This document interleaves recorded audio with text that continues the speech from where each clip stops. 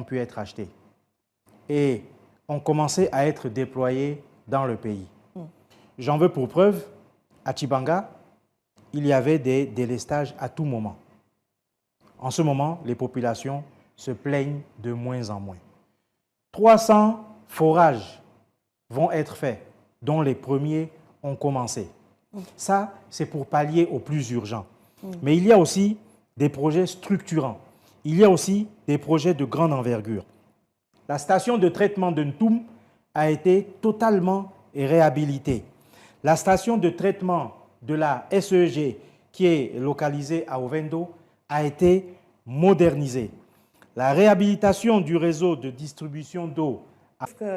Excusez-moi, je regarde du côté de Ntoum et je vois la Nzémé qui est à bout de souffle. On voit la Nzémé qui, en amont et en aval, est utilisée par les populations. Donc l'eau est un petit peu impropre à la consommation, étant, on va dire quoi, essouffleur de l'eau et de l'électricité. On a vu qu'il y a des choses, on sait, selon vos propos, qu'il y a également des mécanismes qui sont... L'eau, c'est la vie, oui. À côté, il y a la santé, monsieur le porte-parole du CTRI. Les infrastructures sanitaires sont nombreuses, on vous le concède. Mais la question CTRI s'est concentrée sur Libreville, mais qu'en est-il de l'arrière-pays? Dire que le CTRI s'est concentré sur Libreville, ce n'est pas tout à fait vrai, ce n'est pas tout à fait des actes. Déjà, on part de l'acte qui a été commun à toutes les provinces, c'est la mise à disposition d'un chèque de 7 milliards. Pourquoi? La mise à disposition d'un chèque de 7 milliards pour permettre aux populations de mener des projets à impact rapide. C'est des projets... Gérer cet argent, parce que la question, là aussi, elle est un petit peu restée sans réponse. Le président de la République a mis en place un mécanisme qui est simple, clair, limpide, net et précis. Dans la boucle, il y a le délégué spécial, soit décaissé. Mais pas que. À l'issue, le CTRI enverra des commissaires qui sont suffisamment bien outillés, suffisamment bien chevronnés, qui disposent des rudiments nécessaires pour aller effectuer. Le chef de l'État a créé 1200 postes budgétaires dédiés exclusivement à ce secteur. Est-ce que ça répond à un besoin particulier exprimé très en amont? Parce que nous ne disposons pas de postes budgétaires. 1000 postes budgétaires ont été donnés pour ces personnes. 200 autres postes budgétaires ont été créés pour... d'Akieni, de Léconie, etc. Est-ce qu'il y aura des médecins véritablement pour prendre en charge, pas des généralistes, dans les cas extrêmes, c'est toujours des généralistes. Est-ce qu'il y aura des spécialistes par province avant d'avoir rencontré le médecin? La prise en charge des populations au niveau des centres hospitaliers pose problème, monsieur le porte-parole du CTRI. Les urgences sont des mouroirs à ciel couvert, je paie les soins appropriés. Madame Ngalebiga, vous conviendrez avec moi que tout est lié. Aujourd'hui, je perds des médecins, des infirmiers, des aides-soignants dans des conditions exécrables et vouloir d'eux des résultats. Ce n'est pas possible, ce n'est pas compatible. Ça ne va pas de pair. Et qu'est-ce que le président de la République a fait? Il a commencé par réhabiliter un certain nombre de structures. Il a commencé par réhabiliter un certain nombre d'hôpitaux. Je vous citerai à titre d'exemple la rénovation complète des pavillons et nouveaux équipements médicaux dans plusieurs structures et la transformation en hôpital moderne du personnel. Très bien. Il faut pouvoir les motiver. Si vous voulez que ces personnes produisent ou donnent le meilleur d'elles-mêmes, il faut pouvoir les motiver. Il faut pouvoir que ces personnes travaillent dans d'excellentes conditions. Très bien. Et c'est ce que le chef de l'État a fait. D'accord. Ensuite, on passera... ces structures hospitalières vont se transformer. D'accord, mais je reste là. Je n'ai pas envie d'évoluer parce que... Mais pourquoi on sert... Qu'est-ce qu'on fait dans les hôpitaux si on ne veut pas servir la patrie? Parce que la question qui se pose aujourd'hui, c'est les plaintes est tombée en désuétude. Est-ce qu'aujourd'hui, on peut mettre en place au niveau du CTRI des commissions qui vont réfléchir sur la façon d'accueillir les malades dans les centres hospitaliers où véritablement le malade arrive quand il n'est pas stigmatisé parce qu'il arrive dans un certain état? Et l'éducation joue un grand rôle. Mais au-delà de la formation et de l'éducation, il faut sensibiliser ce personnel. Et je pense que si nous respectons ces différentes étapes, nous aurons un personnel motivé à travailler et effectivement à exécuter pour la protéger. Mais un militaire, aussi performant soit-il, ne vaut pas grand-chose sans matériel. Vous me demandez de défendre un territoire alors que je ne dispose pas d'équipement pour le faire, je n'y pourrai rien. Il y a donc une véritable réflexion profonde à mener sur plus d'un domaine pour parvenir à être efficient. Voilà. Monsieur le ministre de la Santé, s'il vous plaît, menez des actions concrètes dans ce sens. Parce que, je le répète, les urgences au Gabon, le CTRI a fait dans le domaine de la santé. Mais parlons d'éducation. Et c'est un secteur où on a vu le président de la transition à l'œuvre. Oui, vous avez dit que l'éducation est au centre de tout. Rendre gratuit les frais d'inscription. Cette mesure a profité à plus de 200 000 enfants, sachant qu'il y a des parents qui sont très démunis et qui stressent énormément à chaque rentrée scolaire. Ensuite, il y a eu le rétablissement des bourses. Ces bourses qui ont été coupées depuis 2017 et que le CT colle. Je parlerai du lycée d'État, lycée Paul Indjendje Gondju. Je parlerai du lycée national Léomba, qui, en plus des salles de classe qui ont été réhabilitées, une fois de plus, je le redis, le président de la République s'évertue à faire ce qu'il dit. Il s'évertue en homme de parole à tenir ses promesses. Il ne fait pas de fausses promesses. Mais je parlerai, pour terminer, de cette école de Lalala, qui a été transformée, qui a été cassée un beau matin. Jusqu'à présent, on ne sait pas trop pour quelle raison. En 4 mois, elle a été reconstruite. Et aujourd'hui, si ce n'est pas déjà le cas, je vous invite à aller la visiter. Vous verrez le fleuron que c'est. En 4 mois seulement. Nous l'avons fait. Cette école, il faut le préciser, qui a été placée sous la tutelle désormais du Prytanée militaire de Libreville. D'accord. Merci à vous. Est-ce que restauration des institutions ne passerait pas... Excusez-moi de vous couper la... Terminer sur cette affaire de postes budgétaires, c'est au total à ce jour 19 500 postes budgétaires qui ont été créés pour... Dans plusieurs secteurs, dont la communication. Beaucoup attendent encore les fiches bleues. On attend que Madame le ministre communique dessus. Allons parler de restauration des institutions. Cheval de bataille du CTRI à son arrivée. Est-ce que cette restauration ne passerait peut-être pas par la stabilisation du calendrier scolaire qui, depuis longtemps, avait fonctionné en demi-teinte? Il y en a qui achevaient l'année quand ils voulaient, c'était en juin, d'autres en juillet, d'autres en août. Des fois, en septembre, on n'avait pas encore quitté les salles de classe. Ça, c'est pour le pan universitaire. Alors, comment harmoniser? Quels sont les mécanismes que le CTRI a mis en place pour justement harmoniser ce calendrier scolaire? Cette harmonisation, à mon sens, est beaucoup plus aisée en ce qui concerne les établissements publics. C'est assez difficile de pouvoir influencer les établissements privés. Ça veut dire que chacun fait ce qu'il veut au Gabon? Non, d'accord. Ce n'est pas ce que je suis en train de dire. D'accord. Je suis simplement en train de vous dire que les établissements privés, souvent, ont leur calendrier personnel. Les établissements publics peuvent être harmonisés. Maintenant que vous en parlez, oui, pourquoi pas harmoniser et les rentrées au niveau des établissements publics et les rentrées au niveau des établissements privés. Mais je vous avoue, honnêteté intellectuelle oblige que nous n'avons pas encore réfléchi à la question. D'accord. Et au niveau des universités, qu'est-ce qui est fait? On a vu le président déployer des moyens importants pour les universités, mais les 2/3 n'existent que qu'en ville. Qu'en est-il de l'arrière-pays à court terme? Quelles solutions pratiques? Madame Galibiga, j'aime à être précis dans ce qu'on dit. Le chef de l'État a mis sur la table la bagatelle Massoukou. Les travaux vont bon train, ils avancent plutôt bien et c'est vraiment encourageant. Maintenant, une question me taraude par rapport à ce que vous êtes en train de dire. Les universités dans l'arrière du pays, oui, mais nous avons déjà du mal à avoir des enseignants au niveau du primaire.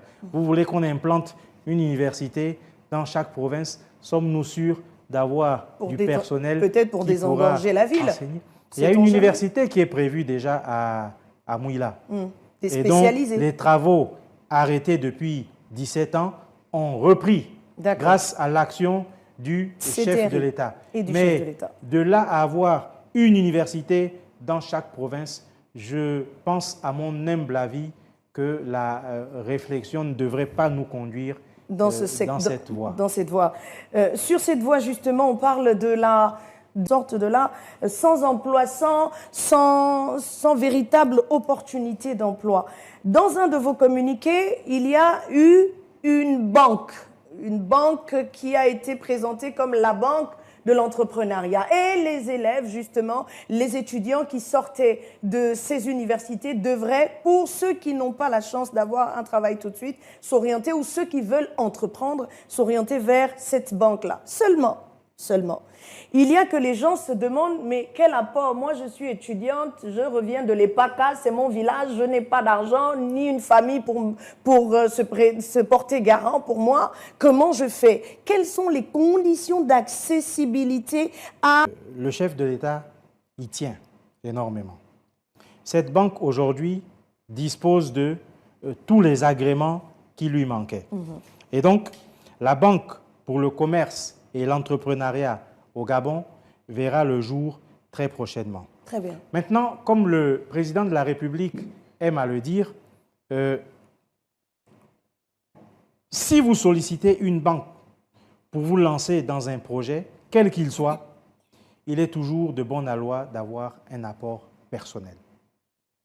Parce que le projet coûte 10 millions, ce n'est pas sur la base de vos beaux yeux que la banque vous donnera ces 10 millions. Mais comment on fait? Je n'en ai pas. Je n'ai même pas 1 million. Tiens, quand on sait qu'il y a des jeunes qui n'ont aucun moyen pour présenter leur projet, mais au-delà, l'apport dont il est question, il appartient à la banque le payer. D'étudier au cas par cas les différentes solutions qui se présenteront. Est-ce que c'est... Je vous ai parlé des 19 500 postes budgétaires qui ont été créés.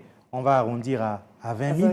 20 000 personnes sans emploi qui en trouvent, ce n'est pas rien. Mais il y en a encore. Ensuite, il y en aura toujours. Ensuite, il y a eu la mise à des jeunes Gabonais. On précise bien, des jeunes Gabonais qui devront les utiliser, reverser à la banque chaque jour une certaine somme. Et lorsque les 8 millions, si ma mémoire est bonne, auront été versés, des milliers d'emplois directs et indirects. Nous sommes sur le long terme depuis que vous parlez, Monsieur le ministre. Est-ce qu'à court terme, qu'est-ce qu'il y a de prévu? Cette centrale de gaz dont je vous parle est déjà effective. Très bien. Je ne m'amuserai pas à vous dire d'honneur. Et chaque moment, le président de la République s'évertue à le rappeler. D'accord. Un militaire est un homme d'honneur. Un homme d'honneur n'a qu'une parole d'honneur. Quand il fait une promesse, il se doit de la tenir. D'accord. Et puisque vous parlez de militaires, il ne nous reste que quelques minutes. Qu'est-ce qui a été fait pour moderniser la vie des militaires? Depuis 10 ans, les galons qui sont un petit peu décolorés, vivant dans des conditions innommables, qu'est-ce qui a été fait pour justement rendre la dignité à ces braves soldats qui ont, au péril de leur vie, entrepris de sortir le Gabon de cet état de léthargie dans lequel gisait le pays? Dieu merci, à l'heure du tantôt que notre rôle est des plus importants au sein de la nation. Nous avons la lourde tâche de défendre, de protéger le territoire, de défendre, de protéger la population, de défendre, de protéger le pouvoir politique. C'est une lourde tâche, au péril de notre vie parfois, ce que nous appelons le sacrifice suprême. Et les conditions dans lesquelles nous travaillons avant le 30 août étaient inimaginables. Les casernes étaient vétustes, de tenue, et j'en passe.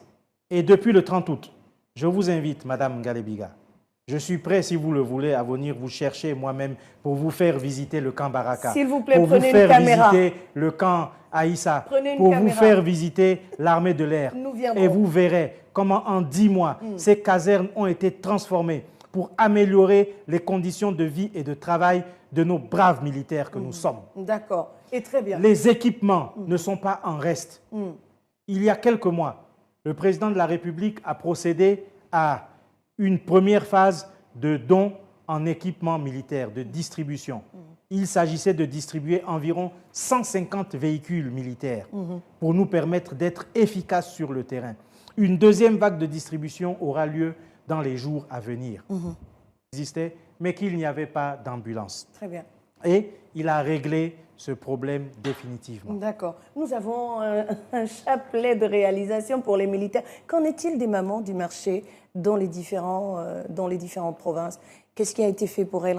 Leurs marchandises, parfois debout ou simplement sur des tabourets avec un parasoleil. D'accord. Et un mot quand même pour la jeunesse.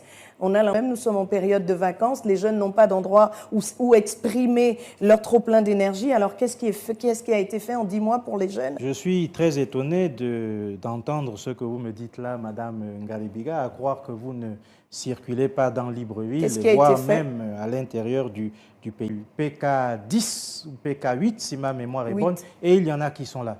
Je vous renvoie un peu partout dans Libreville. Nous sommes en train d'implanter des plateaux sportifs. C'est une réponse. Mais pas que à Libreville, au niveau national.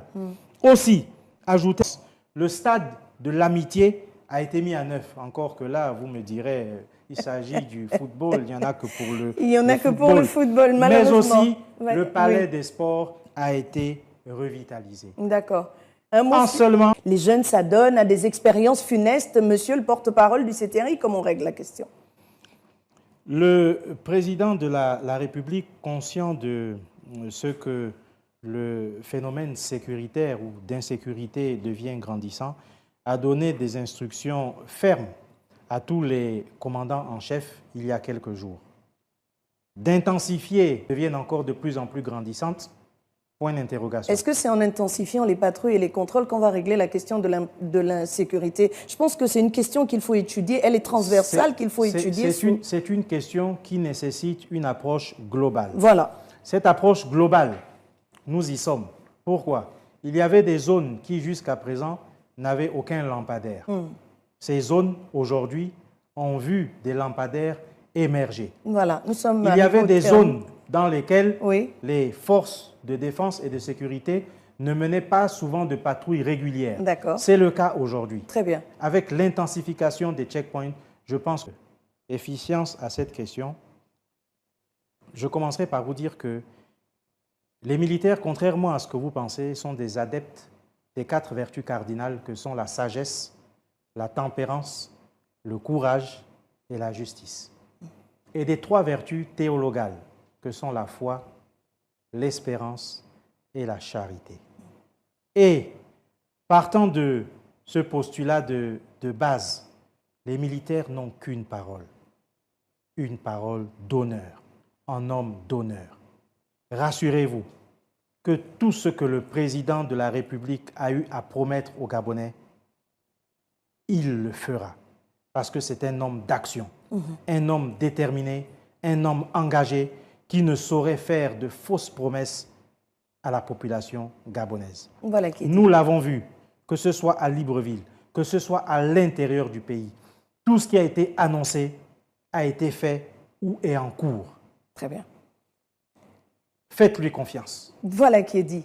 Communiqué numéro 00 fin. Oui, nous sommes arrivés au terme de cette émission, cette édition, ce plateau spécial où il était question de passer en revue les réalisations du CTRI 10 mois après la prise de pouvoir par les militaires. Ils sont sortis de leur caserne au péril de leur vie pour restaurer et la dignité et les institutions et le patriotisme au Gabon. C'est un ensemble. On retient tout cela, qu'il y a des chantiers qui sont arrivés à leur terme et d'autres en cours, mais le président n'a qu'une seule parole et c'est le porte-parole du CTRI, M. Ulrich Monfumbi qui l'a dit ce soir, et c'est ce que l'on retient sur Gabon 24, qu'il y a des choses à venir, et l'avenir c'est aussi la constituante, c'est aussi le référendum où vous serez appelés à choisir entre le oui et le non. Libre à vous de faire ce qui paraîtra bien au vu de ce qui s'est fait en 10 mois. Merci à vous.